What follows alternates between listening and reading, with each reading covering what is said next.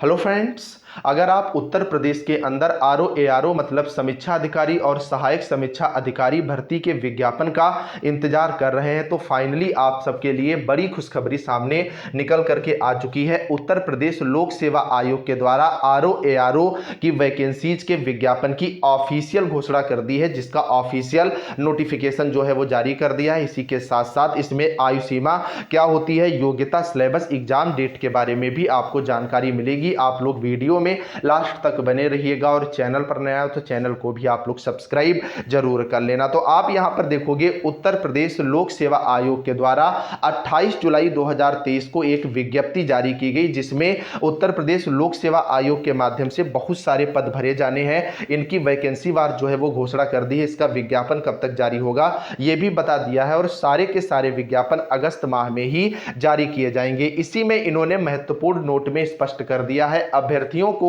सूचित किया जाता है कि उपर्युक्त पदों के विज्ञापन के अतिरिक्त भविष्य में आयोग द्वारा अन्य पदों के विज्ञापन यथा सम्मिलित राज्य कृषि सेवा परीक्षा, अपर निजी सचिव परीक्षा, समीक्षा अधिकारी, सहायक समीक्षा अधिकारी परीक्षा जो है वो संभावित है। मतलब आरओ एआरओ के परीक्षा का विज्ञापन आपको अगस्त माह में 100% जो है वो देखने को मिल जाएगा। अतः अभ्यर्थियों से अपेक्षा है कि वे उक्त पदों से संबंधित जारी होने वाले विज्ञापनों के पूर्व ओटीआर प्रक्रिया पूर्ण करके ओटीआर नंबर अनिवार्य रूप से प्राप्त कर लें, जिससे पद के विज्ञापन की अवधि में ऑनलाइन आवेदन करने से वे वंचित ना रहे। अब जितनी भी यूपीपीएससी से वैकेंसी जा रही है उसमें आपका ओटीआर होना आवश्यक है। तो अभी विज्ञापन जारी होने से पहले आपके पास समय है, आज किसी भी पड़ोसी साइबर कैफे पर या खुद के माध्यम से यूपीपीएससी की साइट पर जाकर के ओटीआर जो है वो अवश्य करवा ले। अब सबसे पहले हम लोग बात करेंगे कि इसका एग्जाम पैटर्न और सिलेबस क्या है, उसके बाद हम लोग एलिजिबिलिटी की तरफ बढ़ेंगे। तो जो अभी तक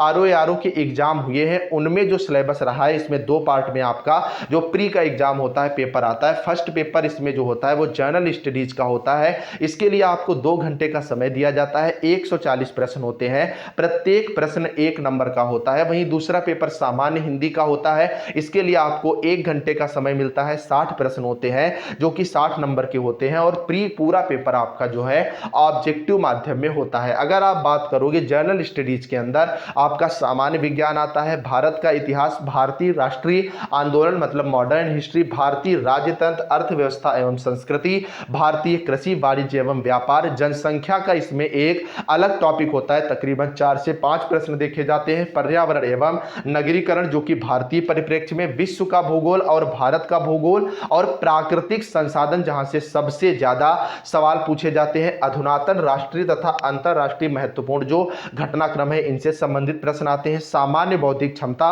मतलब तकरीबन 10 से 12 प्रश्न आपके रीजनिंग के भी देखने को मिलते हैं। उत्तर प्रदेश की शिक्षा, संस्कृति, कृषि, उद्योग, व्यापार एवं रहन सहन और सामाजिक प्रथाओं के संबंध में विशिष्ट जानकारी मांगी जाती है। मतलब यूपी का भी अच्छा खासा पोर्शन जो है वो देखने को मिलता है। वहीं अगर आप बात करोगे सामान्य हिंदी जो आपका पेपर सेकंड होता है, आरओ एआरओ पेपर की यह खासियत है कि इसमें प्री में आपके केवल 6 टॉपिक जो हैं वो पूछे जाते हैं, जिसमें 10 क्वेश्चन और ये फिक्स क्वेश्चन है। इतने क्वेश्चन आपको टॉपिक वाइज मिलते हैं। 10 प्रश्न विलोम शब्द से, 10 प्रश्न आपको वाक्य एवं वर्तनी शुद्धि से, 10 प्रश्न आपको अनेक शब्दों के लिए एक शब्द, वहीं 10 प्रश्न तद्भव तत्सम से, 10 प्रश्न जो है विशेषण और विशेष से, वहीं आपके 10 प्रश्न जो है पर्यायवाची शब्द से मिलते हैं। दोनों को मिलाकर के 200 नंबर का टोटल जो है ये पेपर होता है। इससे जो है आपकी मेंस की कट ऑफ निर्धारित की जाती है। ये पूरा का पूरा सिलेबस मैं अपने टेलीग्राम पर डलवा दूंगा, जिसका लिंक नीचे डिस्क्रिप्शन में है, वहां से आप ले सकते हैं। अब हम लोग एक एक बात करेंगे कि इसमें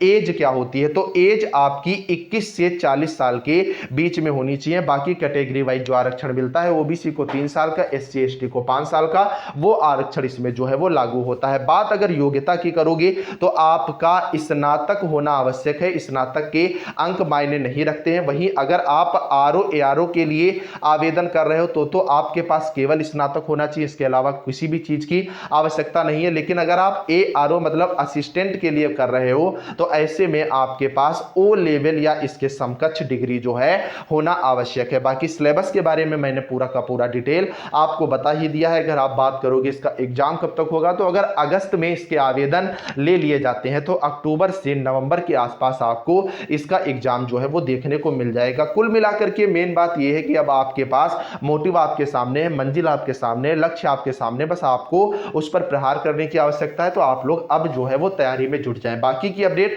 ये चैनल समय समय पर आपको दे ही रहा है, तो आप लोग इस चैनल को जरूर सब्सक्राइब करें, वीडियो को लाइक करें, कमेंट में बताना आपको वीडियो कैसी लगी। Bye bye.